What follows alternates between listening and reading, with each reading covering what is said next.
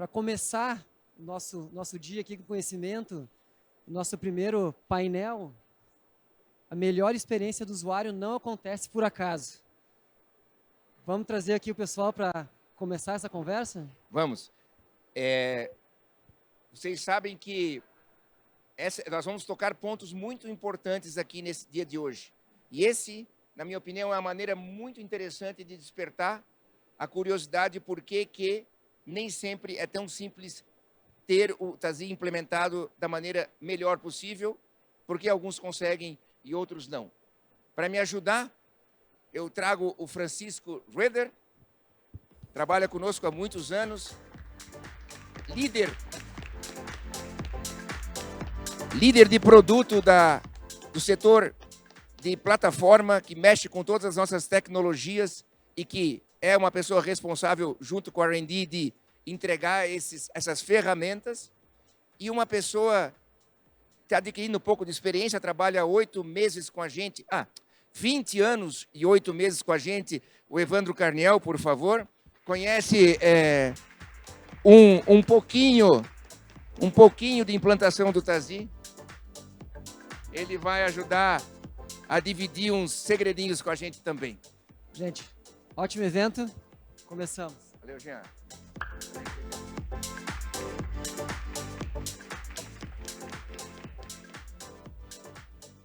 Bom, vamos projetar o primeiro slide, então. Eu quero começar com esse slide cedido pela classe, que é um slide que, para mim, explica a ciência do prontuário eletrônico. Um slide explica tudo. Eles fizeram aqui um estudo chamado Arco Colaborativo, predominantemente fora do Brasil, Estados Unidos e Europa. Nessa versão do Arco, porque eles devem ter versões, inclusive, mais recentes, estudaram 181 instituições. Aliás, 48.181 providers, de 241 organizações, 241 hospitais. Eles entrevistaram esses profissionais de saúde. E eles olharam o nível de satisfação que os profissionais da saúde tinham com o uso desses sistemas de prontuário eletrônico de informação em saúde. E vejam que na linha embaixo de 0 a 100, alguns hospitais tinham 85% de satisfação e outros tinham 15%. E pasmem, olhem as flechas que ligam. Os sistemas que são usados nos estudos, eram os mesmos. Então, como pode que um mesmo sistema poderoso, as melhores bandeiras do mundo estão incluídas nesse estudo, nesta área, tem esse tipo de resultado na implantação de um prontuário eletrônico? 85%, 15%. Ou seja, não é definitivamente uma solução plug and play. Vamos discutir um pouco isso? Chico, como é que você entende e pesquisou, por exemplo, o que define experiência do usuário para que ele seja feliz? Não está. Vocês estão me ouvindo agora? Agora sim. Tá bom, obrigado. Olha, Dr. Herto, é um tema muito abrangente, né? Experiência, usabilidade, é um tema muito abrangente, realmente. Aí eu pensei, eu preciso de alguns insights, vou consultar o ChatGPT. Tá bom. Você não sabia? Eu sabia, foi perguntar para o ChatGPT. Preciso de alguns insights, Ok. né? Então, vamos lá. Muito difícil a pergunta. Então, assim, alguns elementos, alguns insights aí que me trouxe, tá? Né? Então, consistência, né? Consistência, quando a gente está falando, as telas, elas terem uma padronização e ser fácil para o usuário, né? Localizar as informações e manter o mesmo padrão nas telas. Né? Comportamento semelhante. Exato. Próximo, clareza, intuitividade, né? Então, a gente poder ter de maneira clara os elementos em tela, né? E ser fácil de localizar as informações também, tá? Facilidade de aprendizado, né? O quanto que é difícil, né? Lembrar dos steps e tudo mais que a gente precisa fazer. Eficiência também, né? A gente falar um pouquinho sobre eficiência. Então, se eu consigo utilizar de forma prática no meu dia a dia, né, e ter o resultado esperado com o menor tempo possível, né. Parte de acessibilidade, né, sabemos que temos muitas necessidades também relacionadas à acessibilidade, tanto visual, motora. Feedback para o usuário, né, ele poder estar sempre sabendo o que está acontecendo com o sistema, né, quando está carregando alguma informação, resposta a erros. Essa tolerância a erros também, né, então se eu conseguir desfazer de uma forma fácil, né, alguma ação que eu fiz no sistema. Tempo de resposta ser rápido da aplicação, compatibilidade. E compatibilidade aqui está relacionado a ser compatível com múltiplos sistemas operacionais, browsers, etc., né? E responsividade a aplicar diferentes resoluções de tela também, né?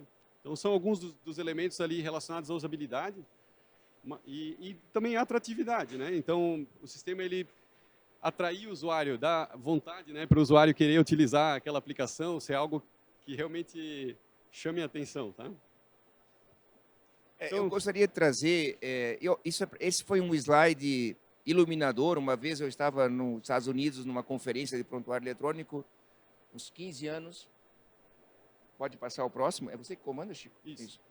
E naquela época já se começava a falar muito em usabilidade, e para mim esse slide foi muito assim, me gerou uma iluminação em relação ao assunto. Por quê? Porque aqui revela o segredo maior da dificuldade do uso de um sistema de informação clínica vinculado a um sistema de gestão administrativa, operacional, financeira. É a chamada complexidade intrínseca. Muitas vezes as pessoas me diziam assim: eu queria utilizar o Tazi da mesma maneira que meu filho de 6 anos é capaz de utilizar lá o iPad dele, ou eu peço uma comida no iFood. É muito fácil. E no Tazi, isso pode ser muito difícil. E aí é uma frase, é um pensamento legítimo, eu diria, um desejo legítimo. Só que essa Universidade Americana do Texas, ela colocou claramente a explicação disso. Ela separa a complexidade intrínseca da dificuldade extrínseca. Ou seja, pedir uma comida no iFood não é igual a prescrever uma nutrição parenteral total de um paciente na UTI, que eu tenho 350 campos para preencher durante uma nutrição parenteral. E eu não preencho 350 campos para fazer isso no iFood. Eu não dependo de milhares de cadastros para que aquela aplicação funcione. Isso se chama complexidade intrínseca. E a complexidade intrínseca de um software como o nosso, ela está diretamente ligada à sua eficiência. Porque se eu retiro a complexidade intrínseca, eu terei pessoas que terão que refazer as atividades para gerar os dados para a farmácia, para o estoque, para a enfermagem, para o operacional, para o financeiro, etc. Se eu ponho essa complexidade intrínseca para o usuário final, eu removo todas essas camadas, mas eu crio um enorme desafio, que é a configuração do sistema, dos cadastros, a organização das telas, os ajustes ao workflow. Ninguém tem a clareza disso quando pensa na implantação de um prontuário eletrônico. Então, é uma decisão da instituição. Eu removo tudo que é de complexidade e coloco um transcritor para fazer, coloco um outro profissional, evito, inclusive, que aquela interação medicamentosa seja evitada, que um remédio que não tenha estoque seja prescrito, ou eu ponho tudo isso e incomodo um pouco o usuário final. Essa é o grande trade-off.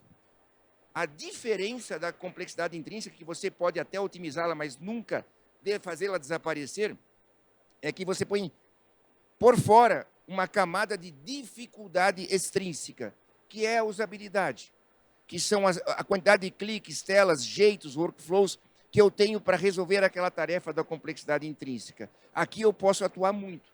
Essa camada que é cinza, na primeira figura à esquerda, se ela for grossa, o sistema tem pouca usabilidade ou má usabilidade. Se ela for fina, ela tem ótima usabilidade. Mesmo assim, a complexidade intrínseca vai existir. Essa é uma decisão nossa, que a gente decidiu cobrir a complexidade intrínseca, e é uma decisão dos hospitais, se eles querem que o sistema facilite a otimização direta dos processos, ou ele prefere retirar a complexidade e trabalhar com repetição de procedimento reiniciada por cada outro departamento do hospital para entregar o cuidado, entregar o sistema. Então, essa é uma definição que eu acho científica, que explica bem, porque, veja, esse estudo foi relacionado à usabilidade de prontuários eletrônicos e sistemas de informação em saúde. Especificamente porque a dificuldade de adoção e satisfação do usuário é um problema mundial. E aí depende muito. Se eu pego um sistema e faço ele ser form-based, onde eu vou colocando os campos um abaixo do outro, o fluxo fica muito simples, mas nenhum processo essencial da instituição é trigado, deflagrado com eficiência. Entendam isso. Entendam que se você quer simplificar demais, e se a usabilidade já está no máximo, você vai retirar a complexidade intrínseca e você vai ter custo para isso. Vamos passar ao seguinte.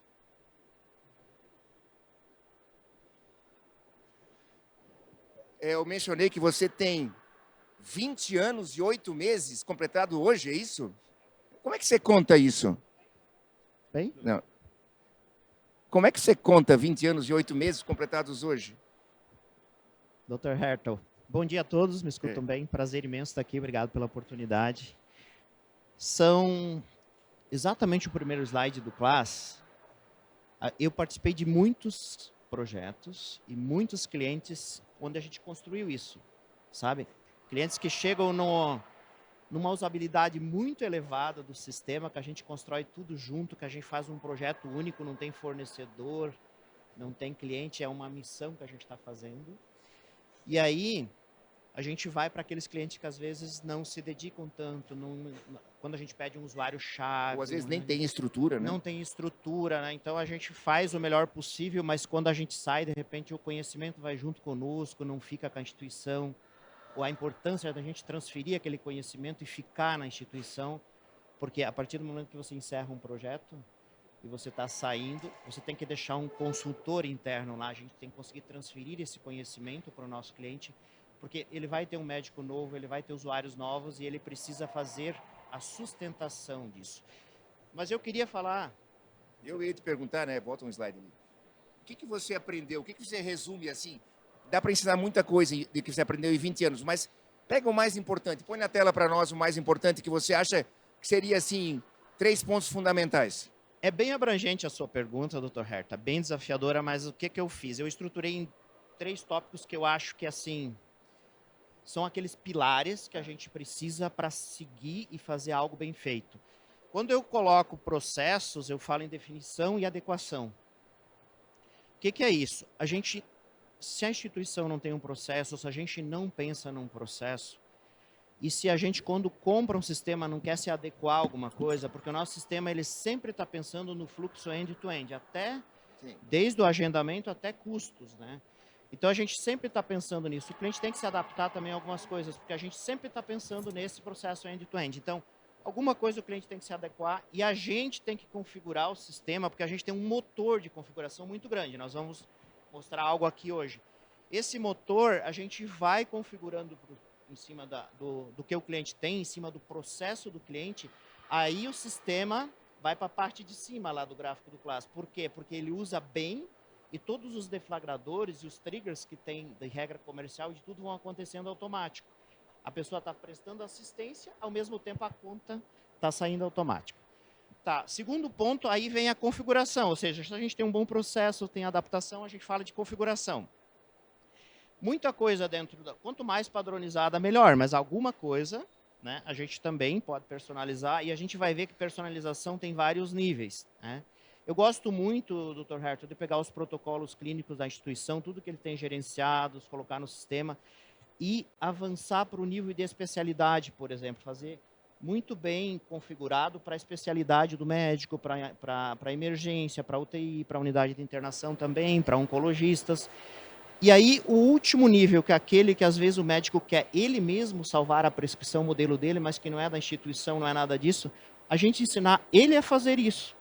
Porque às vezes na rotina dele ele repete lá em torno de 100 vezes aquilo por dia, 50 vezes, então ele também tem a possibilidade de ele mesmo fazer uma personalização se ele quer. Mas não como objetivo central do projeto. O objetivo central do projeto é ter o nível de especialidades, né? A gente quando configura, eu acho que é bem bacana. E o último pilar que eu reservei, e quero falar bastante, é a gente precisa, desde o primeiro dia que a gente entra num projeto, a gente precisa... Observe que eu não coloquei treinamento, eu botei gestão do conhecimento. E dentro de gestão do conhecimento, eu abro um pouco para treinamento, porque você tem que fazer uma boa configuração. Pessoal, não é legal quando o cliente começa a levar o usuário final para ver o sistema e você começa a falar para ele imaginar situações, né? Ele tem que ver uma tela muito pronta com a rotina dele, aí ele enxerga a rotina dele no sistema. Se você leva ele para treinar numa sala de treinamento e diz assim, imagine que aqui vai ter algo, é muito ruim isso. A gente acaba, de repente, no início do projeto, já não fazendo a coisa legal.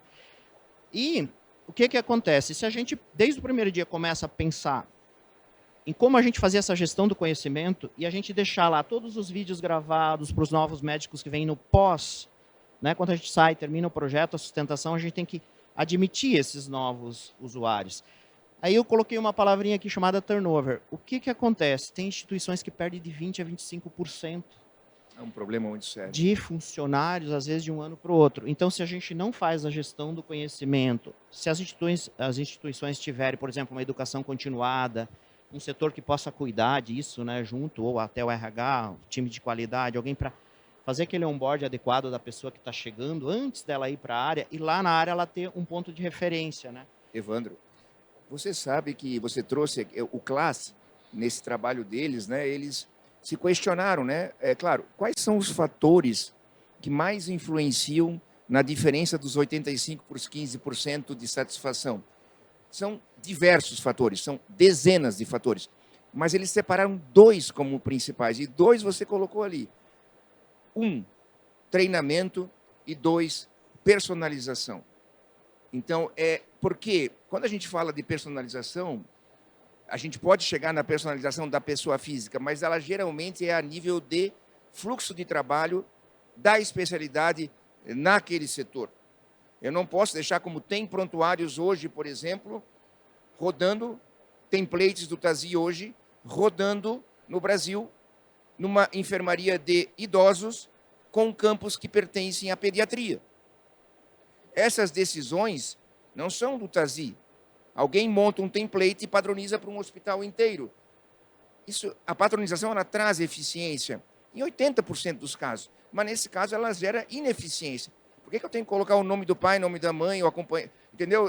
Dados de vacinação, quando é um idoso, não é uma criança. Tamanho cefálico é um idoso. Acompanhamento do perímetro cefálico. Quem decide isso? Né? Aí sobe, né? Processos, definição, adequação, que vão gerar a configuração. E outro ponto que eu quero trazer aqui, da história do TASI. Quando nós começamos o TASI, por isso que o TASI hoje tem 37 mil parâmetros. A gente foi do hospital 1, para o 2, para o 3, para o 4, e naquela época, não, aqui não é assim. Aqui não é assim, nós não fazemos assim. Não venha colocar a regra do hospital 1 na regra do hospital 2, que meu processo é diferente. Ok? Parâmetro, views de tela diferente. Resumo da ópera, passaram-se aí quase 30 anos, mais de 2.100 hospitais. O que eles pedem hoje? Pelo amor de Deus, o que vocês aprenderam em 27 anos, em 2.000 hospitais? Implanta o melhor de tudo no nosso, porque nós não vamos ser melhor que todo mundo junto. Então, assim, essa coisa o TASI tem que cobrir o processo. Se ele cobre o processo bem da sua instituição de uma maneira diferente, será que realmente vale a pena lutar para mudar o TASI, pedir uma versão nova, toda diferente do mesmo? Ou vale a pena brigar por coisas que o TASI não tem, que pode te ajudar mais, ou em treinamento, em processos, etc. Qual é o custo disso? Quanto tempo você vai alcançar a satisfação do usuário se você buscar por uma customização do sistema que vai chegar em meses depois? Será que vale a pena? O que aquela diferença daquele fluxo faz? É mais fácil, inclusive, para os teus médicos que trabalham em 3 hospitais diferentes usarem o TASI melhor, de uma maneira mais consistente, por exemplo. Enfim, tanta reflexão, Evandro. Desculpa te interromper. Imagina, vamos para o próximo. Passa isso, vamos para o próximo slide aqui. Ainda na gestão do conhecimento, não parece, mas eu gosto quando eu começa um projeto lá no Kickoff, eu falo muito com o cliente sobre quem vai ser o usuário-chave, quem vai ser o analista de negócio. Por quê? A gente começa a construir, Dr. Herton, uma configuração com eles. E a importância desses profissionais, porque assim, o usuário-chave, ele precisa olhar a rotina dele, ele tem que saber o processo que ele faz lá na área, como ele faz o tratamento clínico, ele tem que passar para nós, consultores, mas junto com o analista de negócio. Aí o analista de negócio, ele tem um outro desafio.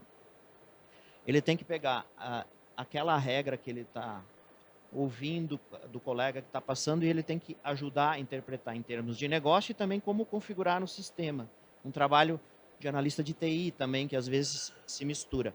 Mas quando a gente define bem esses, ontem eu estava falando com o Walter, por exemplo, da Santa Casa de São José do Rio Preto. Quando eu comecei a explicar para ele o papel dos profissionais, ele começou a falar, a enfermeira tal. Eu avancei mais um pouco, ele disse, já não é essa, é outra.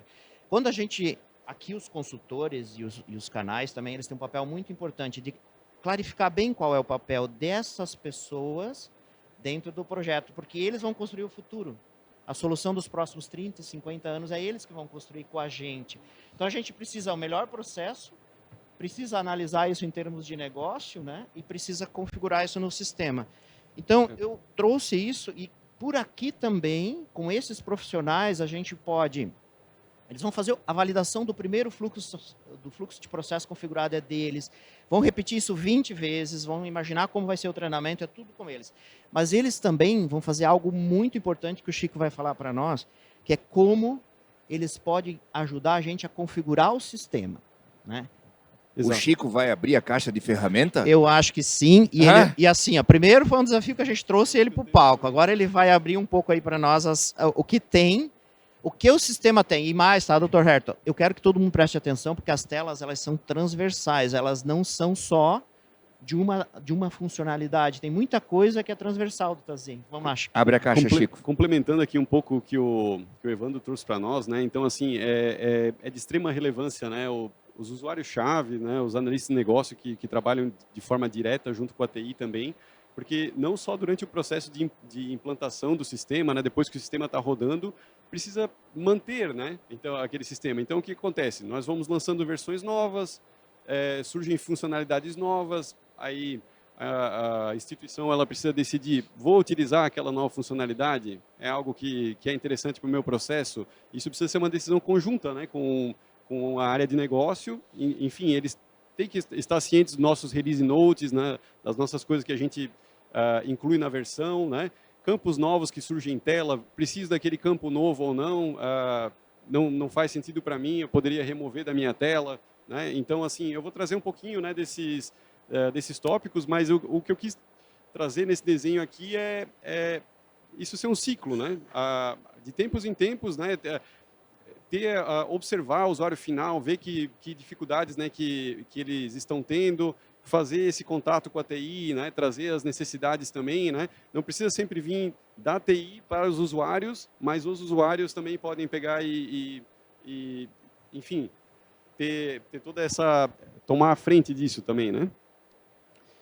Então, como a gente tem bastante pessoas de TI aqui hoje, mas também tem usuários finais do sistema, eu quis pegar e trazer algumas das coisas que a gente tem no sistema relacionado a configurações sistêmicas e configurações específicas, tá? Então, eu vou falar um pouquinho, primeiramente, da parte de configuração sistêmica, que daí não é de uma funcionalidade específica do sistema, não é só na CPOI, não é só no prontuário, não é só nas agendas, né? São coisas que você pode configurar através do nosso framework, né, da aplicação. Tá? Então, assim, nós temos um framework muito robusto no Tazi, né, que permite todas essas configurações e algumas das coisas que eu vou mostrar aqui em 90% das telas ali, mais 90% das telas, vocês vão poder pegar e fazer essas configurações. Né? Então, a primeira coisa que é bem impactante, inclusive ligado com essa parte de... que o Carniel comentou antes, né, de personalização, é a parte dos perfis, né? Assim, o quanto que está adequado os meus perfis, né? se eu pego e coloco para um usuário específico, né, uma série de configurações, de parâmetros, daqui a pouco eu tenho mais um usuário que precisa fazer aquela função, eu tenho que ir lá e pegar e configurar de novo, né? Então, essa parte dos perfis é super importante. Não sei se queres adicionar mais alguma coisa, Carnel, dos perfis. Aqui bem rapidamente, mas assim, tem que seguir muito cargo, né? Segue os cargos, vai personalizando e... Fluxo de trabalho, né? Exato. É. Então, para se ter uma saída, né, aquilo continuar no processo normal e etc., né, então é super importante. Configurações de utilização, eu vou tentar mostrar rapidamente para vocês alguns exemplos, né, que daí são que eu falei de configurações que eu consigo fazer independente de funcionalidade do TASI, que elas estão ligadas com o nosso framework da aplicação, tá? Que é algo bem legal, e isso aqui só está disponível no TASI 5, né, no nosso TASI, a versão em HTML, tá? Essa parte de configurações de utilização. Aí tem uma série de outras coisas que também impactam para o usuário no dia a dia, na velocidade, no processo do usuário, né? Parte de login, nós temos uma série de coisas também, né? Single sign-on, né? Para ter um acesso mais rápido, né? Para o usuário. Outras coisas que ele pode pegar e configurar também relacionadas à visualização de tela, que posso falar alguns exemplos aqui. Né? E daí a gente tem outros elementos que também são parâmetros de administração do sistema, que impactam no sistema como um todo. Aí de configurações específicas, né, nós temos... queres falar um pouquinho sobre, Daniel? Acho que vamos seguir ali para por causa do tempo. Aí. Passa os 3, a gente vai dar uma... Mas assim, cadastros são essenciais, cadastros, kits, né, os parâmetros que a gente tem no sistema para, né, deixar os perfis adequados e regras. Muitas regras, daqui um pouco a gente vai falar também com o nosso pessoal da Reddora, que a gente trouxe eles que mais fazem regra no sistema no Brasil, estão aqui, daqui um pouco a gente vai ter o painel também. Ontem tinha um médico aqui, anestesista, comentando que quando ele selecionava os procedimentos e medicamentos no gráfico anestésico, aparecia uma lista enorme de opções, muitas delas nem condizentes com o processo anestésico, né?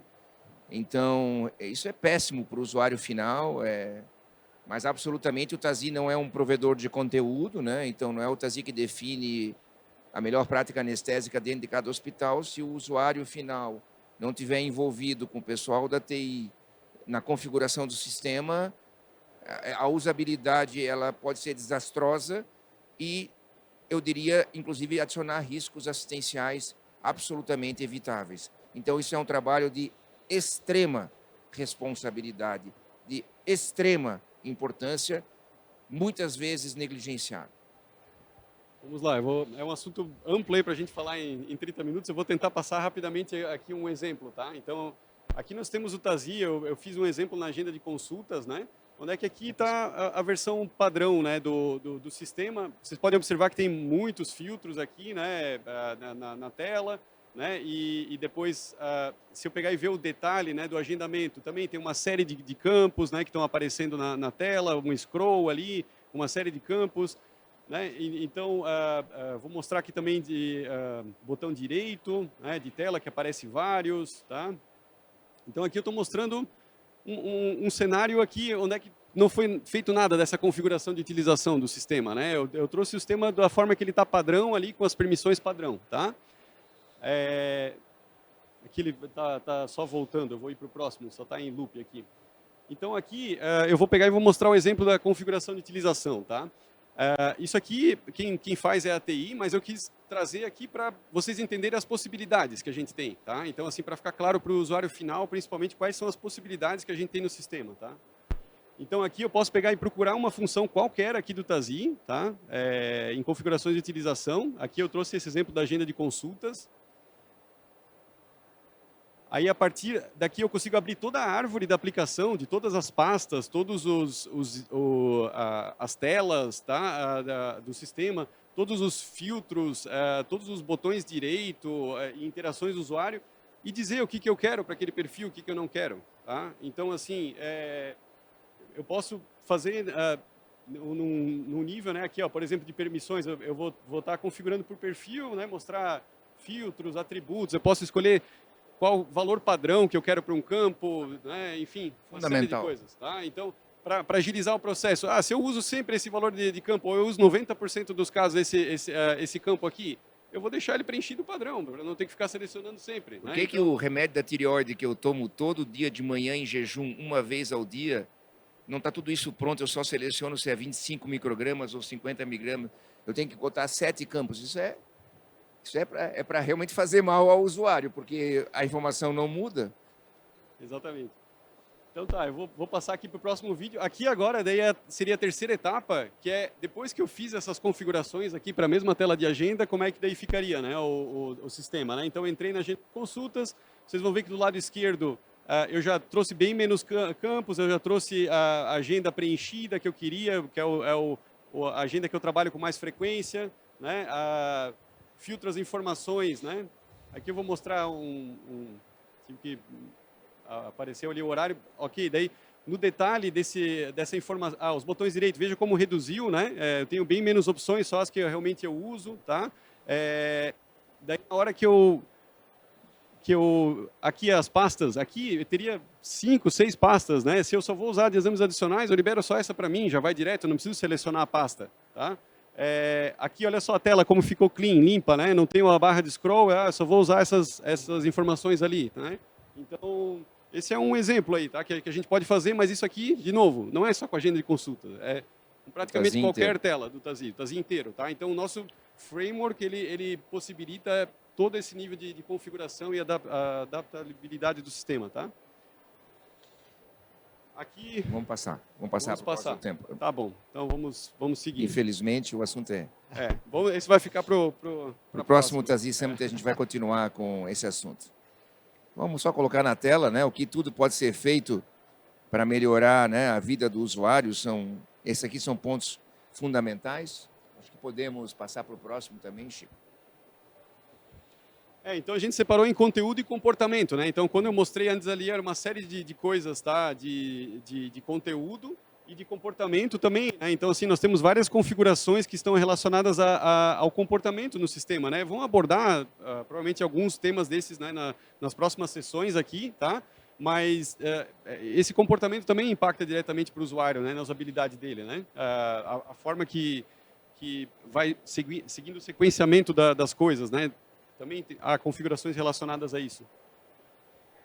Aí eu vou passar a palavra para ti, Dr. Herto, para a gente finalizar aqui. A gente correu um pouquinho no final, já pode explicar melhor, né, durante o dia também, como operar melhor com essa caixa de ferramentas. Para nós, né, dentro do nosso trabalho, que é um propósito que nós temos de melhorar a vida das pessoas, né, cada vez que nós recebemos uma solicitação, eu aplico as perguntas do quádruplo aim, que todo mundo conhece, do objetivo quádruplo, que hoje já é quíntuplo, né? O quinto elemento é o acesso à saúde, mas a gente ainda fala muito dos 4 elementos. Eu pergunto se aquilo que estão pedindo vai gerar melhores resultados clínicos, aquilo que estão pedindo vai melhorar a experiência do paciente, aquilo que eles estão pedindo vai diminuir o custo do cuidado e melhorar a performance operacional da instituição, e aquilo que está sendo pedido vai melhorar a experiência do profissional que cuida do paciente. Então, a gente tratou muito aqui dessa parte que eu diria que é uma das partes muito nobres, o bem-estar de quem cuida das pessoas. Mas também a gente tem que imaginar que quando a gente entrega uma solução, ela tem que cobrir os outros 3 ou 4 requisitos do quádruplo aim e do quíntuplo aim. É por isso que muitas vezes a entrega de um ponto afeta diretamente no outro e nós temos sempre que balancear. Eu agradeço muito aqui ao Evandro, ao Francisco pela dedicação, pela reflexão, e isso aqui é apenas uma provocação para justificar o porquê que essa percepção e essa experiência ela pode ser tão heterogênea. Muito obrigado a todos pela atenção. Muito obrigado, gente. Obrigado. Excelente summit para todos. Excelente. Philips.